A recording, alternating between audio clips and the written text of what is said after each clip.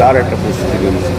এবং ইতিমধ্যে আমাদের যেভাবে রিপোর্ট আমাদের কাছে এসছে, 130খানা গাড়ি আমাদের সন্দেশখালী 1 ব্লক থেকে আমরা নিয়ে যাচ্ছি। এবং সব মানুষ তো আমরা যেতে পারবো না, আমাদের আছে পঞ্চায়েত মেম্বার যারা আমাদের সরকারি আগারাটি অঞ্চলের সিংহভাগ মেম্বার এখানে উপস্থিত ছিল।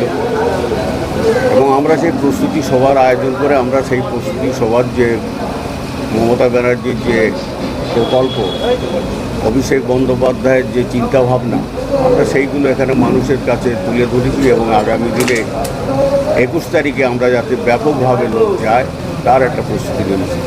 এবং ইতিমধ্যে আমাদের যেভাবে রিপোর্ট আমাদের কাছে এসছে, 130খানা গাড়ি আমাদের সন্দেশখালী 1 ব্লক থেকে আমরা নিয়ে যাচ্ছি। এবং সব মানুষ তো আমরা যেতে পারবো না, আমাদের যে জেলা সভাপতি, বিশেষ করে বসিরহাট জেলার সভাপতি আমাদের লিটন দা, উনি বলেছেন আমাদের সন্দেশখালীর থেকে 2500 লোক নিয়ে যাওয়ার কথা বলেছিল। এবং হিঙ্গলগঞ্জকেও 2500 টার্গেট বেঁধে দিয়েছিল।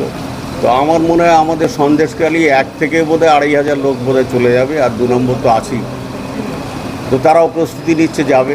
তো এই উপলক্ষে আজকের এই প্রস্তুতি সভা করা হয়েছে। এবং সাধারণ মানুষের খুব উচ্ছ্বাস, সাধারণ মানুষের ইচ্ছাও খুব এখানে এসছে। তারা সবাইকে আমরা নিয়ে যেতে পারবো না, তাই আমরা বলে দিলাম আমরা যতটা পারি মানুষকে নিয়ে যাব, আর যারা যেতে পারবে না দুঃখ করার কোনো ব্যাপার নেই। আগামী দিনে আমরা আবার যখন মমতা ব্যানার্জিকে 2026 সালে যখন জিতিয়ে আনবো, ব্রিগেডের জনসভা আমরা ফের আবার ভরিয়ে দেবো, ব্রিগেডটাকে আরও কানায় কানায় ভরিয়ে দেবো, এই আশা এবং এই বক্তব্য তাদেরকে শুনিয়ে দিলাম।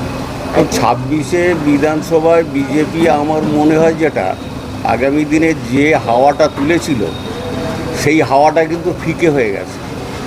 যে হাওয়াটা তুলেছিল যে ওখানে সব রুটি বেলার জন্য মেয়েদের ডেকে এনে ঘরে নিয়ে তাদের সঙ্গে খারাপ কাজ করেছে, এই যে কথাটা, যেসব কথাগুলো এইসব রটিয়েছে মিডিয়া, বিশেষ করে আর বাংলা, এদের মুখোশ কিন্তু খুলে গেছে। ওখানকার মেয়েরা জবাব দিয়েছে আমাদের এরকম ধরনের কিছু হয়নি।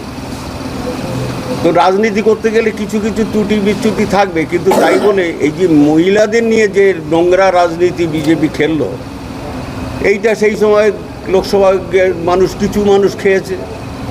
কিন্তু খেলে কী হবে, আমাদের যে ক্যান্ডিডেট যে ছিল হাজী নুরুল ইসলাম, আজকের তিনি নেই, তিনি পরলোক গমন করেছেন, আল্লাহ তাকে বেহেশতে নসিব করবে।